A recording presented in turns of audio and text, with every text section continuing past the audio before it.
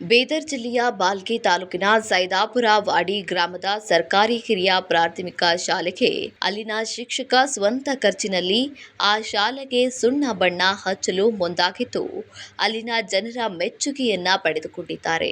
ಸರ್ಕಾರಿ ಶಾಲೆಯತ್ತ ಮಕ್ಕಳು ಮತ್ತು ಪಾಲಕರನ್ನ ಸೆಳೆಯಲು ಈ ಒಂದು ಮಾಸ್ಟರ್ ಪ್ಲಾನ್ ಅನ್ನ ಮಾಡಿದ್ದು, ಶಿಕ್ಷಕ ತನ್ನ ಸ್ವಂತ ಖರ್ಚಿನಲ್ಲಿ ಸುಮಾರು 30,000ಕ್ಕೂ ಹೆಚ್ಚು ಬಣ್ಣವನ್ನ ಖರೀದಿ ಮಾಡಿ ಶಾಲೆಗೆ ಸುಣ್ಣವನ್ನ ಹಚ್ಚಿಸಿದ್ದಾರಂತೆ.